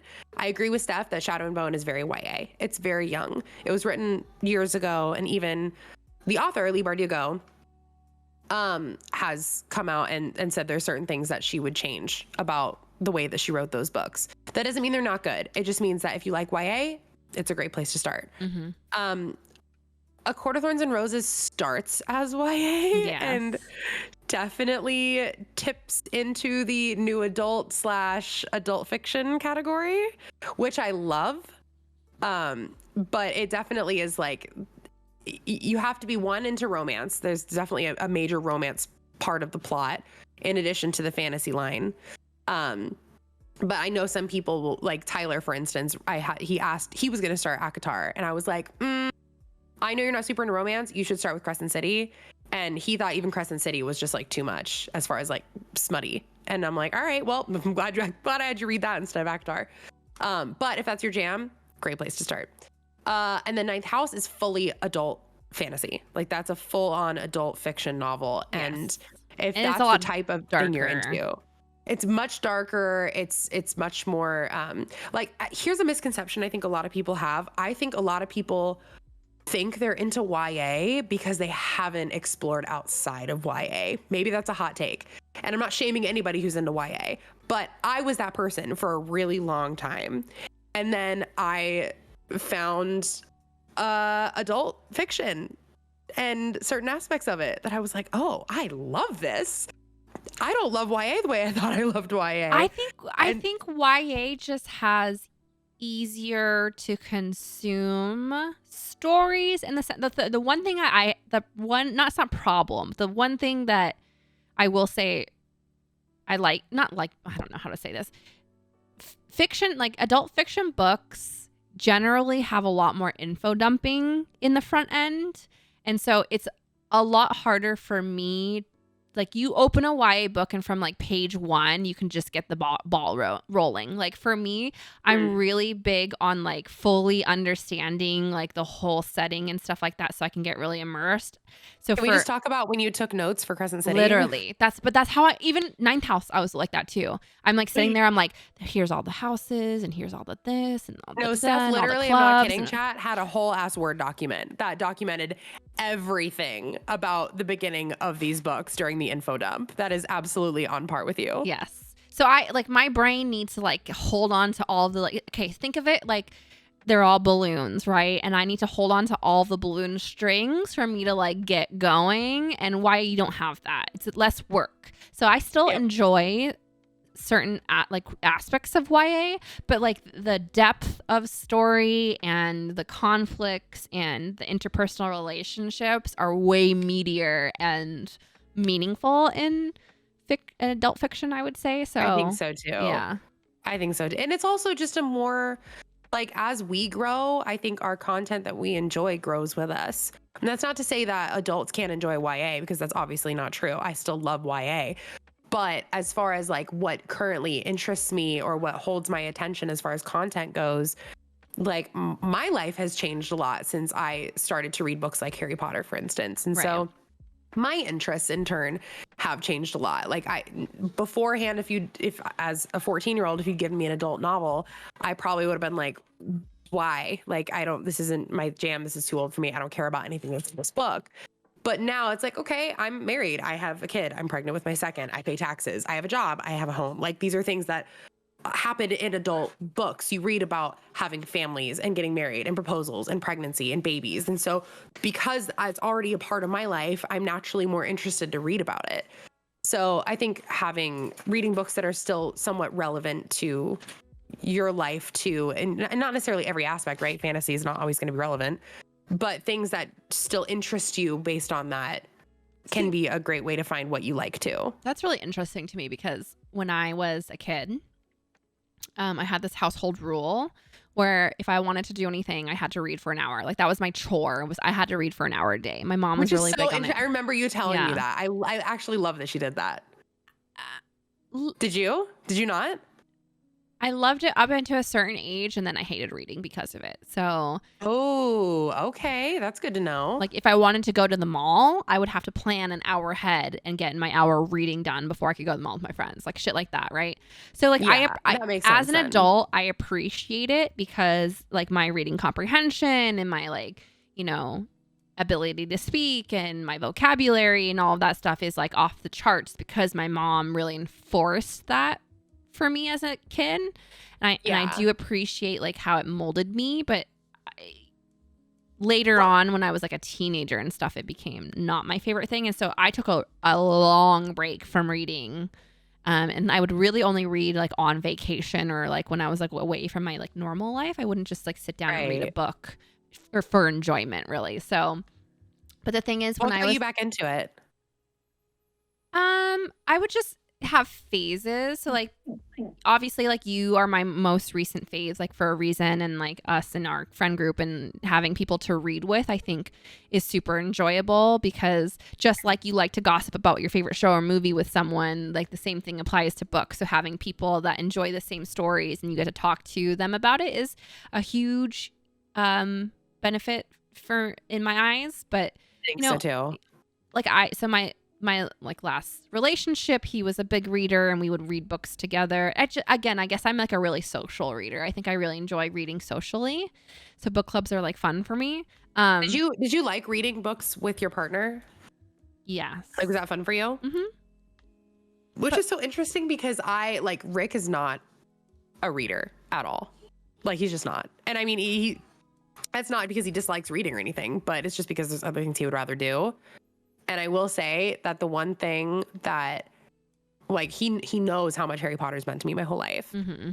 And when I finally convinced him to listen to the Harry Potter audiobooks, and the fact that we had that like mutual level to talk about, like mutual ground to talk about books, it was like the best thing in the world. I was like, oh my God, we could talk Harry Potter. Like, this is my language, right? Right. So I do wonder if I would, if Rick were to get into books that I was reading too, if that would be something I would enjoy because of that, or if it's like, it's also kind of my thing with you and with Lexi and like my friends, and like he has, like, we both play games obviously, but his thing is like right now he plays Valorant, he plays games, he plays whatever it is that he's into, League, StarCraft, and I read, right? So it's kind of a mix of between like, would it be fun for us to do together, or is that just like my thing? You know what I mean?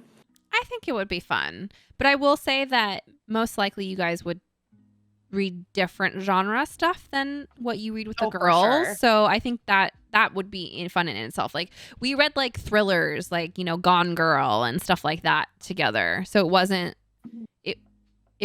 like romance. Yeah, your You usual know? content. Right. Hazel's back. She decided to make an appearance. I know. I have. Do you want to say hi? Do you want to say hi to Auntie Steph again? Screen pulled up. Auntie Steph. Hi, Hazel. I know you can't hear hear her, me, Haze? but Yeah. yeah. And I think she can hear you, Can she? because you're pretty loud. Can you hear her, Hayes? Yeah. Yeah. Should we go see Cohen soon? Yeah. Yeah. Do you miss him? Yeah. She was so mad the other day. She's like, I want to go to Cohen's house. I was like, baby, we can't go to Cohen's house today. I don't feel good. She's like, but I miss him and Auntie Steph. It was so Aw. cute. She's okay right now, but stay up here in case she decides she wants attention. We're talking about books, Hazel. Hi, Auntie Steph. Hi, Miss Hayes. Do you miss her? Auntie Steph. Oh. This girl loves you. Me. Hi, honey. She's waving because she sees us on her shoe. Who's that? Yeah. Is that you? Auntie Steph. Yeah, it's me. It's me and Auntie Steph. I know, we're working right now. Did you know that Auntie Steph works with me? She worked with you. She has the same job as me. Isn't that cool? She streams just like I do.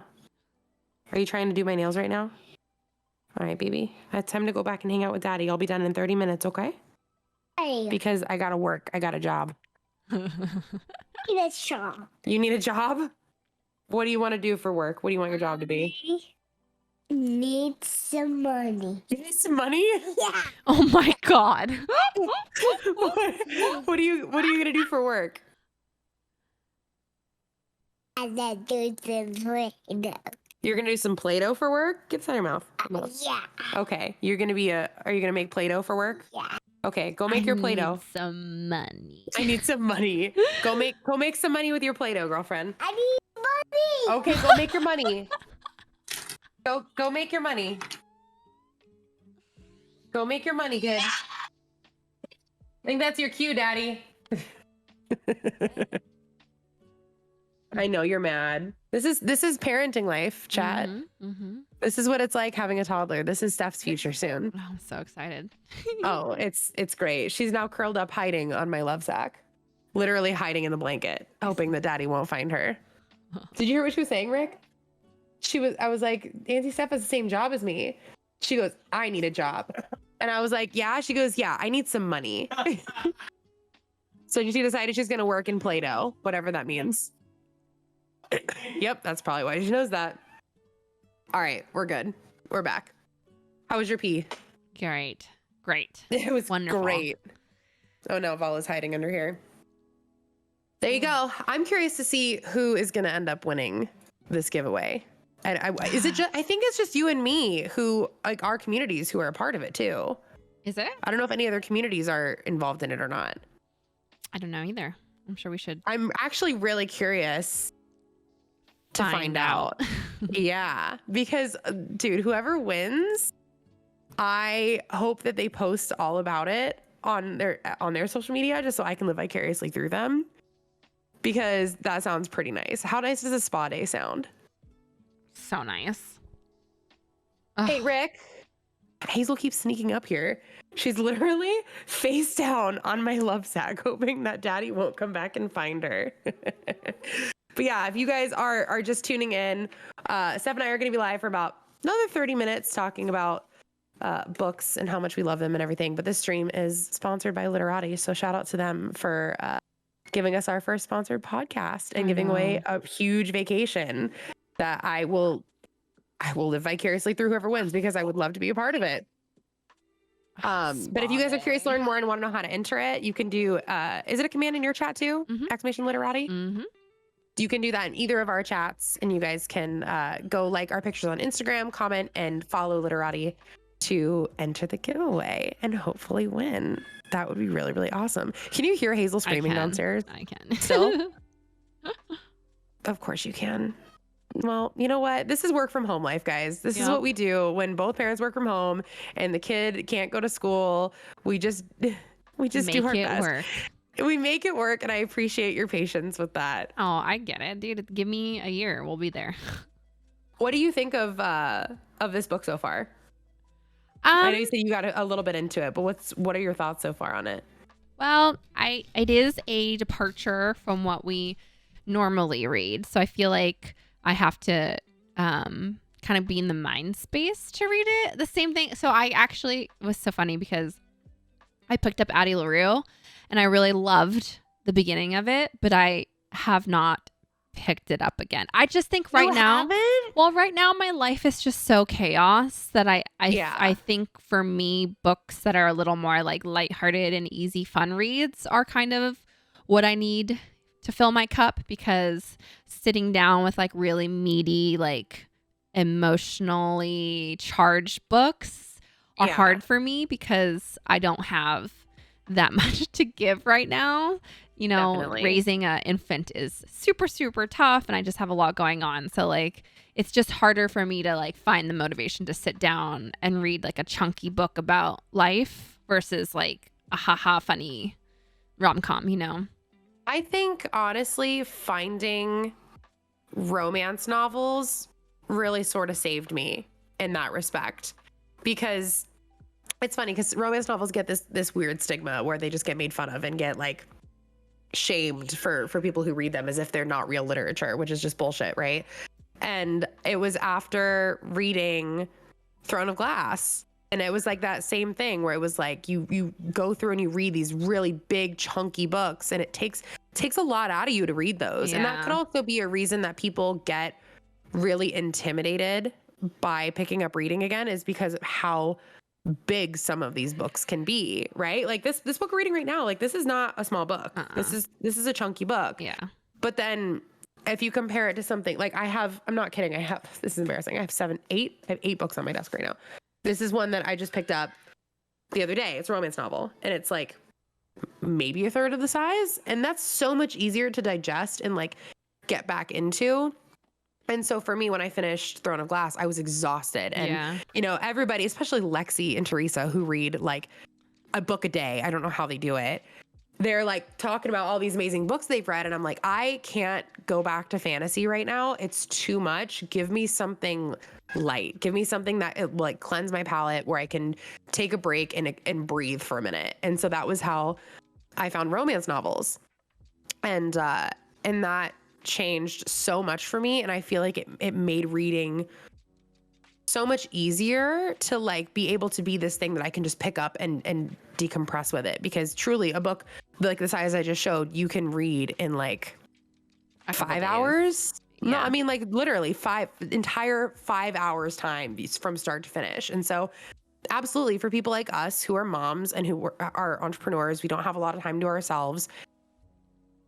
You know what I mean? It's a lot easier to pick up something that you can read an hour a day and have it done in a week. Right. Than sit there and be like, okay, this is going to be a whole series. So however much we love series, right? We were talking about like ACOTAR. It's so great that all the books are out and that you can do that. But at this point in my life, if you handed me the A Court of Thorns and Roses series, there's no way I would be able to sit down and go through them. I really don't think I'd be able to do it. Would you? I mean, like I did. Seeing how big but it was before Cohen was born. No. Like at this point in your reread life. ACOTAR while he was like 2 months old, remember? Did you read all of it? I thought you only reread the first one. No, I reread the whole series. Oh. How was that for you? Well, he was napping a lot, so I had it on my Kindle and I was reading it in the dark while he was napping. And I was like chilling next to him. So do you think that it would be easier to do now? Or do you think does he need now it's harder. More attention now? Oh, it's way different now because now he's running around in his little cart and he's crawling and he's doing all this. So he requires a lot more attention. Like needs to be supervised. Active attention, yeah. Whereas when he was like a teeny tiny newborn, it was literally sleep, eat, poop, repeat. So for people who are like us, I'm curious to know what kind of books you would recommend for them and where they could start. I mean, if you like rom-com movies, right, or it's not a 3-hour saga, right? It's like an hour and a half. It's really funny, super cute. The main characters are like relatable and they go through like silly, quirky, like relatable things in life. And it's like really funny. And then also there's like this like, ooh, like this like warm little feeling in your chest because there's these like really cute meet cute romance aspects of it. If you enjoy stuff like that, book versions are the same, right? You sit there and I'm texting the girls and I'm like giggling because like he made this funny joke and she responded to this like witty banter and shit like that makes me so happy, right? If you like stuff like that, rom-coms are the best. They're really easy, bite-sized, lighthearted, fun books to read, you know? And I don't even think so Giant Pie asked in chat which book series that you've read has the best comedy. I don't think I really realized how funny books could be until I read On Honeymooners. Yeah, Christina Lauren books are really funny. Yeah. And I mean, they do this really awesome balance between, so if you guys don't know Christina Lauren, Steph and I had both of them, they're an author duo on the podcast a couple weeks ago in celebration of their new book called Soulmate Equation. And so they do romance novels, but they do them kind of all across the board. Everything from like rom-coms, like we're talking about, to like second chance romance that'll like tug at your heartstrings, to like deeply like just everything you could imagine they've kind of touched on. And that was the first like rom-com book that I actually read. And there's literally one scene in this book where I started laughing. I was crying, laughing so hard. I could not believe what I was reading. And it basically, the main character, her name is Olive, is at her twin sister's wedding. And the only other person she doesn't eat at the buffet. And the only other person who doesn't is the best man who she can't stand. And everybody, quite literally everybody at the reception gets food poisoning. Like not just food poisoning, but like severe, think bridesmaids. Like out your, like blowing out your butt. Yeah. Full on. Yes. And you're like watching this unfold in the book, the entire wedding reception, just like completely losing it.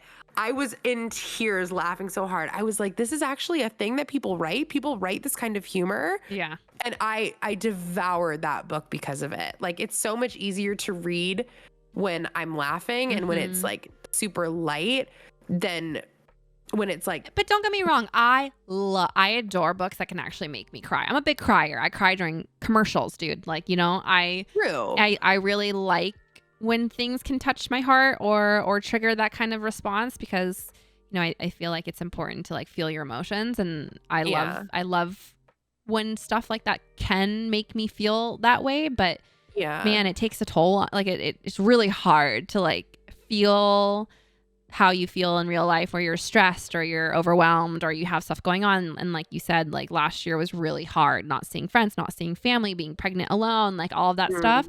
So for me, like being able to like have a safe space to like laugh and giggle and like see other people's pain and be able to like, you know, see the self-deprecating aspect of it and stuff like that was awesome. So do you think that you'll introduce like proper reading? So similar to how your mom was like an hour a day. How do you think you'll introduce books to Cohen, or will you? Oh, absolutely. I mean, I read every day to him. So Sure, but I mean like the concept of like full on novels. Do you think that's something that you'll encourage in like a structured way, the way that your mom did? Not so militantly, I would say, but I definitely will carve out time for him. Like, I think, and again, social reading for me is such a huge motivator. What I would hopefully like to do is like pick up 2 copies of the same book and read it with him to encourage, like if the house is reading, if mommy and daddy are reading it and we can talk about it, I think that would get him interested. Because like, again, when they're that age too, anything that mommy and daddy do is like the best, right? So of course I think that would be. But like that's tough though, right? Because then does that mean you're reading kids books, or does that mean he's reading older books? Like how do you find mutual ground? I think I start with kids. I think I start with kids books, and I still really enjoy kids books. Again, like there are great stories, like, you know, The Lion, the Witch, and the Wardrobe, and Aragon, and like all of those books I think hold up. And it's just one of those are also like older. Those are like teenage books, right? Those are, I wouldn't say those are. Would you say those are children's books? I would say they're children's books.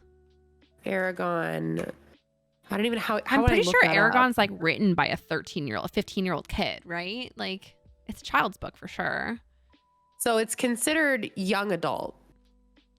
It says young adult fantasy dystopian and Bildungsroman. I've like, never are you heard talking that word about before. like Hazel's age? No, I'm talking about, I mean, like 10. I'm trying to remember, because I know kids read at different paces, right? Like, yeah, but I also read, and I was going to touch on this earlier, I also read incredibly large adult books at like 12 years old. Like my dad was a huge fantasy nerd. So like, think about me literally at 12, I read all of Lord of the Rings. I read Dune. I read like Herman Hesse books. I read a lot of like really like hardcore like adult novels, and I still love them. So I'm gonna encourage my kid to read whatever they want. You know, if it's YA, it's YA. If it's adult, more adult centric, then I think it's important to like be able to. And I think that's why I would like to read it with them. So if there are any heavy topics that come up and they have questions, that I can like address it. You know. Yeah. So, wow. The Lion, the Witch, and the Wardrobe came out in 1950. Did you know that? Mm-hmm. I knew it was older, and I didn't know exactly then. It's 71 years old. Timeless. That's nuts. I did not realize it was that old. Did you know that like, I think Snow White was the original Disney movie, and it came out in like the 30s? Yeah. I did know that. I remember learning that, and I was like blown away. 1937. Let's see, Snow White release. It says February 4th, 1938. That's nuts. The film says 1937 on Wiki for me. Oh, what is this then? Oh, that's the USA release date. Maybe it came out earlier somewhere else. Yeah. Snow White and the Seven Dwarfs is a 1937 American animated music fantasy December film. 21st, 1937. That's crazy. Yeah. Almost 100 years old. And The Lion, the Witch, and the Wardrobe is considered children's fantasy. Yeah. So yeah, I wonder what the distinction is. Like probably if there's like that death, like explicit like death or stuff like that. Usually I think is what draws the line. I'll be honest, I don't really remember The Lion, the Witch, and the Wardrobe and like how the storyline went. You need, what did you say? Do you hear what she just said to me? No, she's cutting out. She goes, I need some attention. Oh. You need some attention? Where's Daddy? Downstairs. He's not doing a very good job at doing what I asked him to do, is he? Yeah. No. I see you brought your Play-Doh. Do you want to show Auntie Steph your Play-Doh? Is it still in a cylinder form?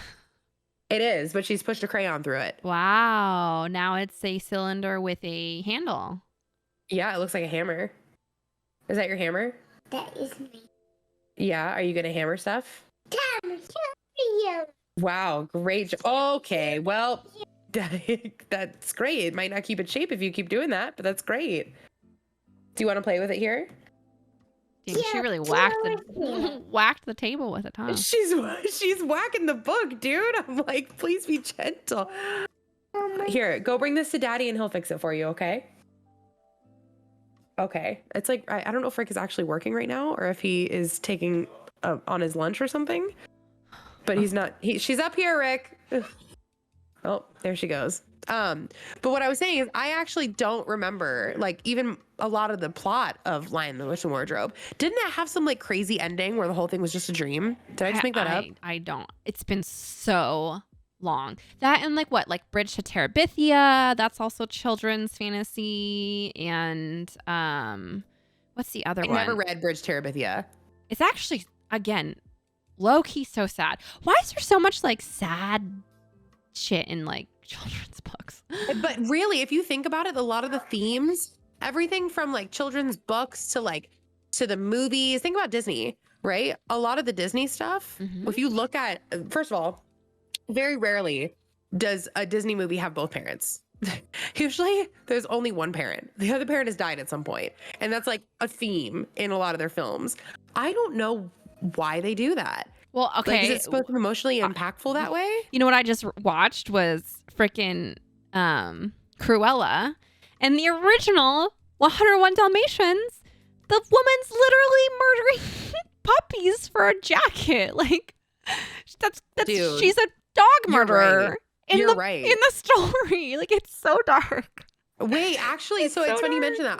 I was like, 'cause Hazel's really into dogs right now. So we've been trying to find movies that she watched Bolt. She loved it, right? And I was like, oh my God, 101 Dalmatians. And I started watching it and I had the same reaction. I was like, wait, this is not something I want my child to watch right now. In fact, a lot of the themes, you want to talk about things that are dated, right? If you go back and watch Disney movies over the course of several decades, you will literally see them evolve in their messaging and how they go, to the point where a lot of their content they've actually like removed from circulation because it's been so controversial. But I mean, that's just like the progression of life. I'm sure 10 years from now, things that we consume current day is gonna feel like, well, you know. But here's some. Okay, here's have you watched? Okay, Charlotte's Web. Did you read that one? Yes, it's been years, but yes. Yeah, Charlotte's Web. All the Ronald Dahl books, like Matilda, James and the Giant Peach. Those were all excellent that I can remember. Anne of Green Gables. Did you read the Anne of Green Gables? I never did. I can't remember if I did. Bridge to Terabithia, I said. What else is there? Oh my gosh, Black Beauty. I actually remember that book. It's the book about the horse. You remember that one? Ooh, you know what? I think I do. Yes. But you know what's different about, I think, my upbringing compared to others who are big into reading is that, like, I don't recall my parents ever really reading to me. To you, like, out loud?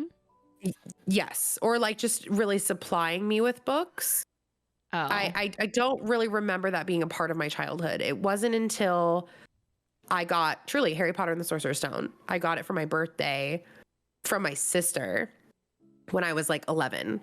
And that was how I started to get into reading. And so a lot of the children's books that are staples for a lot of kids or for a lot of people in general, and a lot of people will go back and say, oh yeah, that's the whole reason I'm into reading so much is because of this parent or this person who like got me into reading as a child. And I didn't really have that experience. I kind of got lucky and found it on my own. I don't know if I'm like the oddball out in that situation. So like a lot of the books you're saying, I haven't read just because I never really, like, most of the time that I would have read them would have been as a child with my family, right? So my parents never, I don't recall them ever reading to me. Again, my dad primarily was like the breadwinner, so he worked, and my mom was like kind of the stay-at-home mom, and English was her second language, so it wouldn't be inherent for her to like read me a child's book. But again, I think because like education and reading was so important to her, motivating me to read in other ways was like a huge like driving factor for her. So I actually, okay, so this is actually a really interesting conversation, but I had the privilege of living in Europe when I was a small child. I think I moved there when I was in 3rd grade. And I will say the education system in the US versus other places is absurd. Like it's Trash. the level So bad. of education is, it's like we're in like slow-mo. So I went to school in 3rd grade, and basically what we considered 3rd grade education was like kindergarten for them.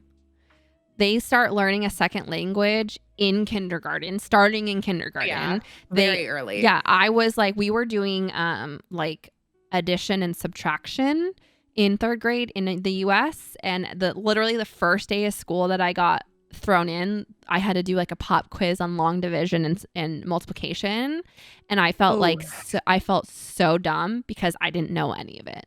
And these kids are all like knew their times table. They literally knew how to do like long division. And I was just like, what? And so,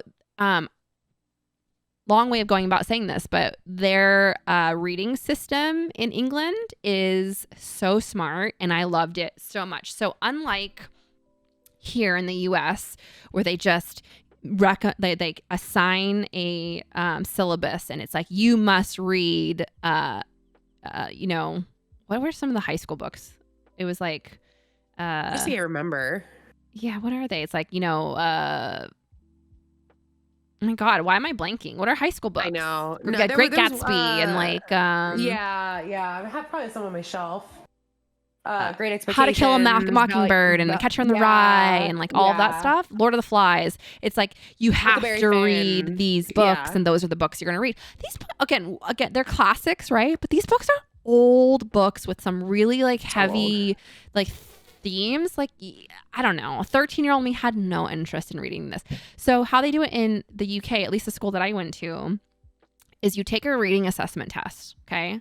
And then it places you in a reading level, and then you go to the school library and everything's color coded. So say you're reading level magenta, there's a whole section in the library where there's color coding on all the spines, and you can go and there's the, you know, fiction and nonfiction and fantasy and whatever. There's like it's like a regular ass library, but it's like color coded to your reading level in books that you will understand and themes that you enjoy, and you can just go in and pick what you get. Like your syllabus is you have to read 3 books in the first semester or whatever, and you just go and pick the books you want to read. If you want to read about space, you get to read about space. If you want to read about, you know, dogs, you can read about dogs. If you want to read about mysteries, you want to read about mysteries, but they're in your reading level. And then as you go, you take little reading comprehension tests as part of your, you know, curriculum. And then as you graduate to higher reading levels, you continue to just like move up the color coding chart and read books that you enjoy, that you can understand. How smart is that? Sense. It makes so much sense. And it allows you to enjoy the stories that you're reading. You know what I mean? Well, I will say I do remember, but I feel like this was in high school or maybe late middle school, but I do remember there being a program where I would go to my library and I had to meet certain requirements for books, and it was like a certain level, kind of like what you're talking about, where I had to pick the book. And I I remember I was bullshitting my way through it because I was like, oh, it was like the longer the book, the more points it would count for. And so I was like, I'm going to go get a big book. And I can't remember what it was, but it was one I definitely didn't read. And I was like, I'll just BS the quiz and see if I pass it. Then I can get my like reading comprehension done. And so the way that they did it at my school was based on the size of the book, which I think doesn't make a whole lot of sense because a book can be super long and just be gibberish. But there was some flexibility as far as being able to choose the content that you were reading. So I do think you're right, though. I love the color-coded idea of being able to say, okay, all of these books are within your comprehension. Pick one. And it can be anything from YA to fantasy to, yeah, children are all different and and I get it. When you're taking like a literature class and part of the idea is for you to read the classics, sure. But if you're just doing an overall English class where it's just like, hey, let's practice creative writing, let's practice like reading comprehension, let's practice like that kind of stuff, then it should be stuff that kids enjoy. Like not every kid fits into like the classic box. Like let one kid read fantasy and one kid read science fiction and one kid read like whatever. And like it's just, I don't know. I think that you're going to love that about Montessori. That's because that's literally the entire method behind it is letting kids choose what they want to do. Because you're right. Like ultimately the entire US education system is structured around a one size fits all platform, and it's like you have standardized testing that all the kids have to meet, that everybody has to pass, that it's like, okay, everybody is subjected to the same kind of test and exam and structure. And ultimately not everybody learns the same. Everybody has a different learning capacity. And the most that I think the US really does to work with that, at least in the public school platform, is by offering like AP classes or like advanced classes or, they call them gifted classes. But even then the motivation to be involved in those are not for like personal investment and enjoyment in life, right? It's like, I'm doing this to get ahead in college courses. Like it's not exactly like I never had a friend that was like, I'm taking this AP class because I love statistics. No, you're taking it because you want a credit in college, right? Like it's just, I don't know. Exactly. The motivation behind behind it. The biggest issue is just like, that's why I have such a hard time with the idea of putting Hazel in public school, is because like I went through it. I know how my kid learns. I know she thrives in Montessori, whether it's the toys that she plays with or the way that we speak to her or the fact that she's doing so well in her current school. I know that this method, she clicks with it and she does very well with it. So why would I want to take her from something where she can choose to learn what she's interested in and learn at her own pace, and then put her in an environment where instead it's like, okay, you have math, you have science, you have English, you have social studies, and you have PE. It's like, okay, well, like if my kid's not interested in this particular kind of math or this particular kind of science, but I see her doing incredible when it comes to, putting things together and building things and structure and like architect, then it's like, well, then why wouldn't I want her to have the opportunity to explore that and thrive in it? It just, I don't know. I think that we tend to like do a disservice to a lot of our kids when we don't give them the opportunity to choose what they want to learn. And that goes for books, and it also goes for just learning in general as a topic. Well, that's why like I really enjoyed my high school, is because I mentioned this earlier, but my high school had school within a school. I think there was like 5 or 6 school within the schools. So you could do regular high school curriculum. You could do, it was called ACT, which is the Academy of Technology or Communication Technology, which is what I actually transferred to. There was WEST, which was like, I don't remember the acronym stand for, but it was like business and public speaking focused, which I initially enrolled in because I knew, even at that age, I wanted to like kind of be in like the business world, but it ended up being so much focused on that I really didn't enjoy it as much as I thought I would. And like, I've always been like a tech and gadget geek. So when I transferred to ACT, I was like, I literally thrived in there because I didn't just love books, which I do, but I love movies too. And I love like, it's funny, you take a video editing class that coincides with your film class that coincides with your lit class. So you would go to your lit class and you'd be reading a book, and then you go to your next class, which is, your film class, and then you'd be dissecting either the same book or a movie in the same genre. And like a lot of the classes would like have similar themes that would really like mesh together. And then I'd go to my video editing class, and we would be doing the same thing where you would take like for instance, I remember specifically you would take a scene in a film and then you would change the music into like 5 different music types. So like one would be a happy track, one would be a sad track, one would be like a thriller track. And you would see how music affects like, you know, the tone and emotion delivered in the movie scene and like all this stuff, right? But it's all like together and cohesive. And so like you go from class to class to class and you carry out this theme and you'd feel like engaged in school and stuff like that. And I loved that. And I really do hope that I can find a high school that has similar offerings where we live. So I don't know. We'll see. Where was this high school? What state? California. It was in California. Okay. I didn't know if this was in Europe or not. No. I love that.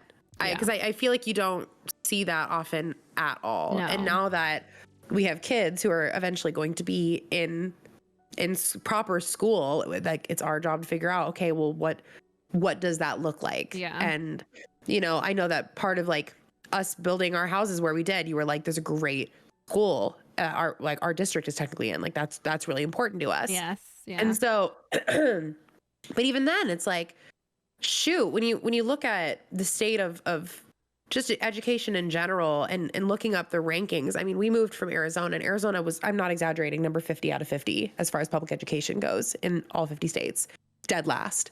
And that was a big reason that I was like, honestly, I'm not mad that we're leaving because I think that puts me in a position where it's like, okay, I have to dig around and find a high school that I think, you know, is actually a good quality school. I have to put her in private school, and even private school, I'm like, I don't want to have to do that. It's a lot of issues that I have with private school. So it's like, what do you do? And, you know, the Pacific Northwest has really, really great schools just in general. You see, like, when you look at the ranking of the states, Oregon, like the whole area up there is very high ranked. And I'm like, okay, that makes me feel a lot better about putting my child in public school out here. But even still, it's like the overall structure of saying this is what you do with your day every single day, and not giving the element of choice to put your interest in, like something like a video class like you're talking about, is, I think, doing a disservice, because there's other programs out there where you could, even trade school, right?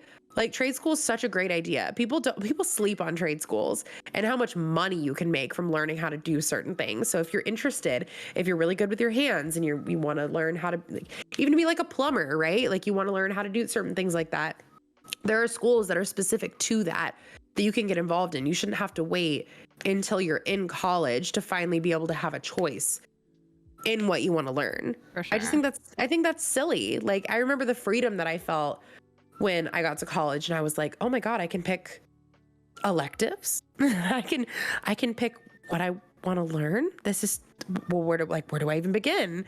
And I will say I feel like there's like a slight, and I don't know, tell me if you disagree, but there is, I feel maybe some benefit in the structure of schooling, in the sense that sometimes you just need to get shit done that you don't enjoy getting done, right? And you need to learn how to work in a group setting and stuff like that, even if it's a project that you're not super interested in, because life isn't always just a box of chocolates that you get to pick your elective and be happy about. Sometimes you work in a job where you hate your boss and, you know, you just got to like get through it. So I don't know. Yeah, but I think like there are other ways to learn how to do that then.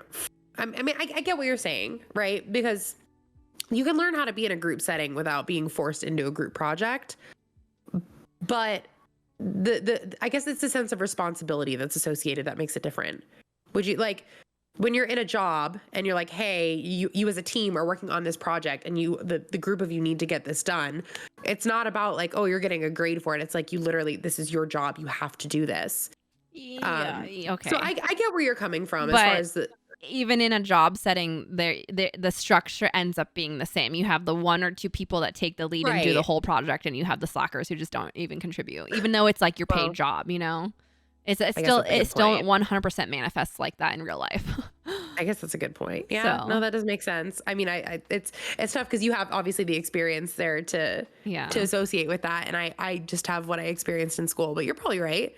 There's no question about it, right? It's not like we graduate and then suddenly we just decide to contribute to our jobs. It's not our projects. It's not really how that works. Yeah. So I think you've got a point though. The structure there, like it's not structure that I have a problem with. It's forcing everybody into the same curriculum. Yeah. Right. Like I think structure is actually a really important part of your day, right? Even for kids, right? Like waking up, breakfast is at this time, that, this is activity time, this is snack time, this is nap time, and having that consistency throughout your day for everybody is helpful as far as getting things done goes. I think it's more what we're doing with that structure that I have a problem with, and forcing and also homework. I think homework is stupid. I don't think homework should be a thing. Maybe that's a hot take, but when our kids are in school from 8 to 3 and then come home and then have another 3 hours of homework, when do they have time to actually just be kids? I don't know. And I remember I purposely, I was so bad in high school. I literally would just, and maybe this goes to say how bad the Arizona education system was, but I would literally just say F it. And I just would not do my homework. But and I think I got by on B's because I was like, I'd rather have a life than do my homework. Well, okay, I don't necessarily agree with the amount of homework, but I do think homework is important because it's the whole point is to instill, hey, you have this responsibility that no one's holding your hand. You need to take care of on your own and deliver whatever the thing is. Again, and it teaches you consequences and motivation, right? You realized you weren't going to get A's because you chose not to do the homework, right? Whether or not A's are the grades are actually irrelevant at the end of the day because, no one realistically past your first job is going to go look at your high school GPA and be like, well, you're not going to get I don't know. I never even experienced that, right? Nowadays, it's so much more about networking, who you know when you apply for a job, and your extracurricular. So did you work in college? Were you volunteering in a setting? Did you do an internship that applies to real world experience? That shit is way more valuable than having a 4.0 GPA in the grand scheme, right? Again, Absolutely. Niche jobs where it's you're literally, an engineer or a doctor, or you're building, of course that doesn't necessarily apply, but your average job, if you're working a desk job, or if you're, gonna be at a front, whatever, less important, the actual down to it GPA and what you did graduating. But I knew I wanted to be in marketing, so I worked at the athletic department, in the marketing department, and I did all this blah blah blah stuff, and that was what was a big driving factor for my resume. Not that I graduated with a 3.9, so it's just and that's the lie that I think a lot of kids are told, is how important your GPA is, and in reality, it's really not. No. It'll get you into college. That's the difference. That's the big important thing about a GPA, is the college that you'll get into. But not even. There are so many great alternatives. If you want to go to an Ivy League school, if you want to go to a really high caliber competitive school, then your GPA matters. My argument there is really realistically, the only benefit that you get from going to an Ivy League school or a private university versus going to a state school that's local, where your tuition's cheaper and your acceptance rate's higher, is if you want a highly competitive, if you want to be a lawyer, or again highly competitive higher education roles. If your goal, again, people that go to, maybe I don't know, hot take, but people that go to Ivy League schools for a liberal arts degree, or you know what I mean, like wasteful, almost. A philosophy degree. I'm but why? You know what I mean? I went to a 4-year California State University college where my acceptance was pretty much guaranteed because I was a local, and my in-state tuition was $2,800 a semester, and I ended up in the same job role as a Harvard graduate. So and I'm sure. And it's funny because we can talk a lot too, and this we'll have to say for another time because we got to wrap, but there's a book I have on my shelf. It's called Enough as She Is. And I bought it when Hazel was really, really young. And it talks about the pressure that a lot of women specifically go through as far as this need to be perfect. And it talks about the pressure that they face in school and dedicating themselves to several different occupations, whether it's homework or an extracurricular activity or an arts or all the different things, are trying to get into a good college and then everything after that. And it really puts it into perspective, the pressure that some kids feel to be this caliber of perfect when it comes to to school and the pressure of having a good GPA. And like, man, if I could go back and tell my younger self how it really does not matter if I get a 3.5 or 4.0 or whatever it is, it's not, my life is not going to be altered by that fact. It would take a substantial amount of pressure off my shoulders. I feel like that's another disservice that I think we do to our kids, is putting so much pressure on them to live up to these expectations of having grades that, like, ultimately how much of that is going to shape your future. Okay, ultimately not very much of it. So okay, curious, because this is actually really interesting to me. We should have a podcast about this, because Let's do it. We can do it next week. Like, so if Hazel came home with all D's, like, how would you react? Like, are you saying there's like a certain line where like there's definitely a line. Like to get all D's, in my opinion, you're either, and if it's all D's, there's clearly something going on. Like, you're not interested. I don't think there's something on the back burner that's happening where you are just not engaged, in sync with it. Yeah. Yes. If it's, A's, B's, C's, and she gets a D, my guess is she's likely struggling with that class, or there's something associated with that class that she is not clicking with. And it would be my job as her parent to figure out why, whether it's really just not her interest, or she's just not getting it, or she needs some extra time with it, or whatever it is. Like, that's something that can be addressed. But seeing a report card and report cards in general, again, it's another thing where I'm like, why are we holding our kids to letters and to determine how they're doing from an educational standpoint, when the way that we're testing them on these things, maybe my kid's just not a good test taker. Maybe the pressure that it is for her to sit in an exam that's 20% of her grade is so much that even though she knows the content, she can't sit there and actually do it, and in turn it screws her over like that. Yeah, but I just think there's a lot of alternate factors. So on the same hand, though, that's why homework is an important factor, right? Because if you are a shitty test taker, if you do commit to homework, that's another big portion of your grade to like balance out.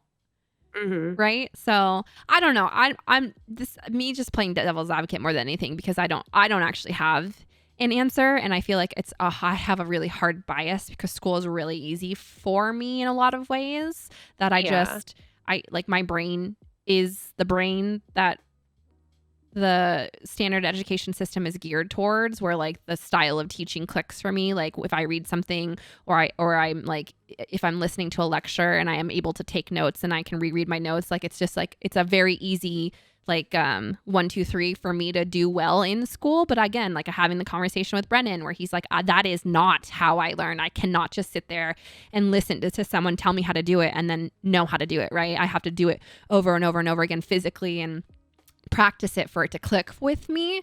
So I am not necessarily the best person to have an opinion about this, but the thing is, like, I don't know.